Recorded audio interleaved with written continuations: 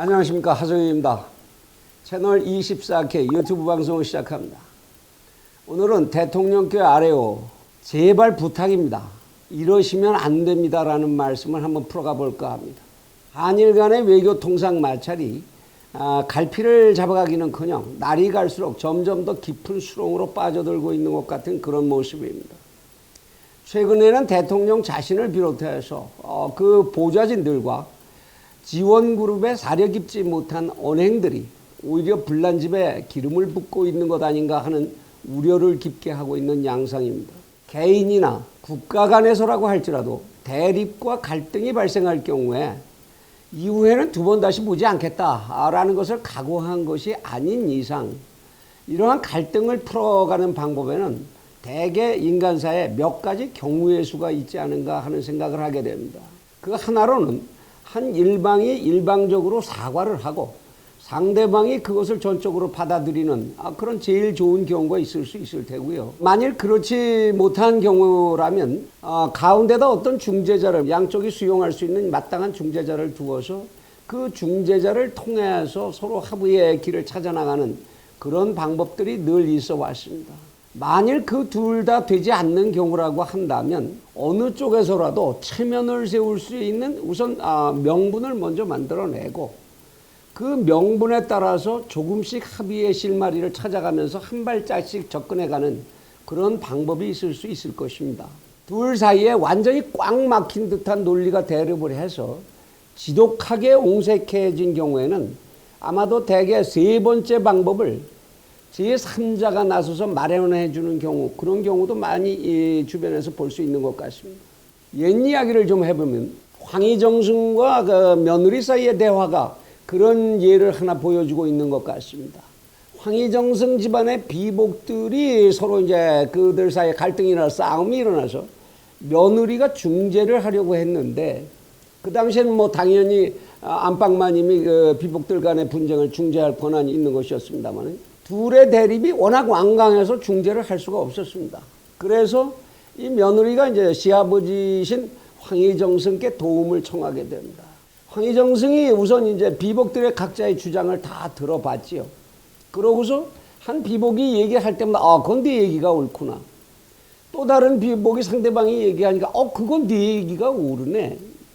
이러고 응대를 해 주었습니다.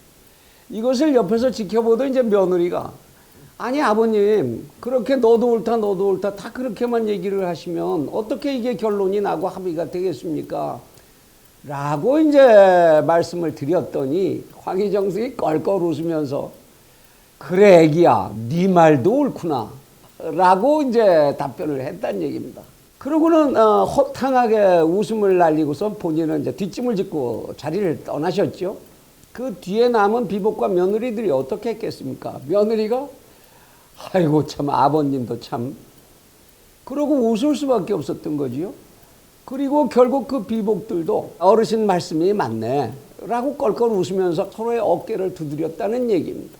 이 황희의 고사는 우리 민간에 널리 알려져 있는 이야기이고 대개 역지사지의 입장을 서로 가지면 모든 문제들이 대개 쉽게 해결된다라는 인생의 갈등을 해결하는 지혜로서 많이 인용되고 있는 사례입니다. 물론 현재 진행되고 있는 한일 간의 갈등은 개인 간의 문제가 아닌 국가와 국가 간이라고 하는 또는 민족과 민족 간이라고 하는 차원이 다른 문제라고 이야기할 수도 있을 것입니다.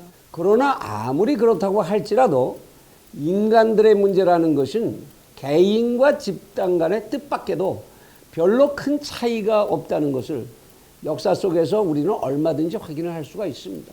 현재 한일 간의 관계는 지난 시간에 방송에서도 제가 말씀을 드렸듯이 서로 가지고 있는 깊은 속마음이 어떻다 할지라도 표면적으로는 강제징용 피해자 보상의 문제와 위안부들에 대한 사과의 문제라는 외형상의 문제로부터 촉발된 것이 사실이라고 할 것입니다.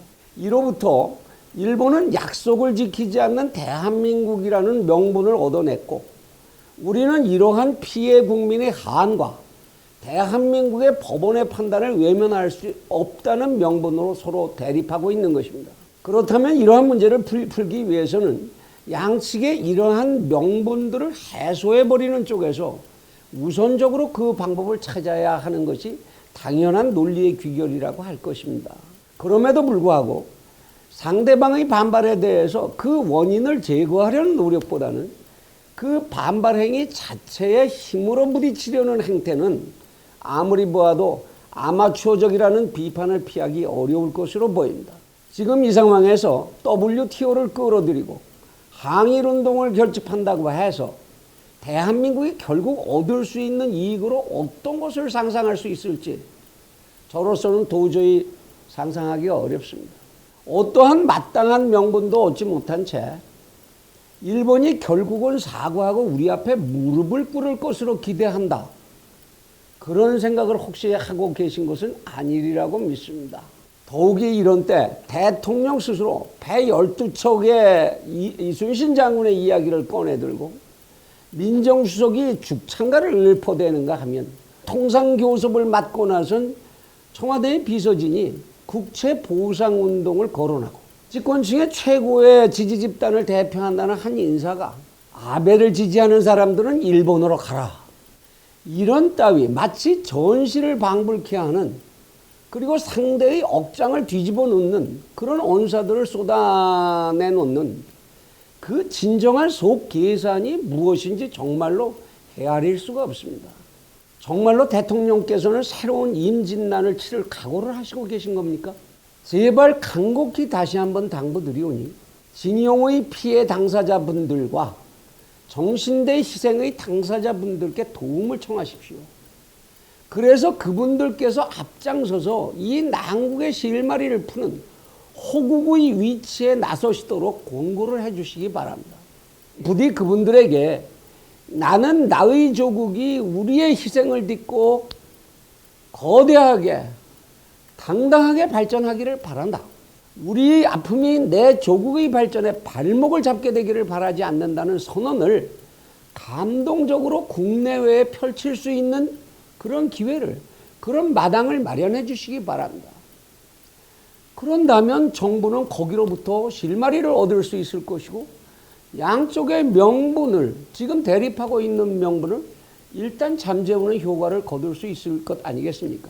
무릇 전쟁을 시작하는 데에는 목적과 그 바라는 결과가 분명한 것이어야 하고 당연하게도 그 결과는 전쟁으로 치러야 하는 비용보다 그 효과가 한참 넘어서는 것이 예상되어야 합니다.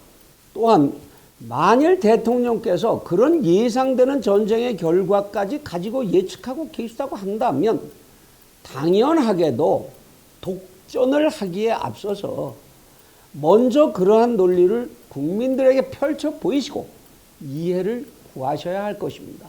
무릇 세상 만사는 보기에 따라서 무한한 다면성을 가지는 것이어서 참과 거짓, 옳고 그름을 구분하는 데에만 매달린다면 그러한 개인과 집단들은 오늘 현재의 번영과 즐거움을 누릴 기회를 갖지 못하게 될 것입니다. 부디 인류는 그들의 전 역사의 시간을 기울여 다투어 왔음에도 불구하고 오늘 이 순간까지도 모두를 만족시키는 망고불변의 이치 하나를 얻어내지 못하였다는 사실에 깊이 있게 성찰해 주시기 바랍니다. 따라서 무릇 정치는 옳고 그름을 가리는 것에 매달려서는 안 되는 것이고 모두의 좀 더 나은 이익을 위해 오늘 현재 무엇을 해야 하는가에 집중해야 할 것입니다. 하물며 자신들의 집권에만 정신을 쏟는 그런 정치라면 국민들이 거기에 기대서 기약할 수 있는 미래가 무엇이라 하겠습니까?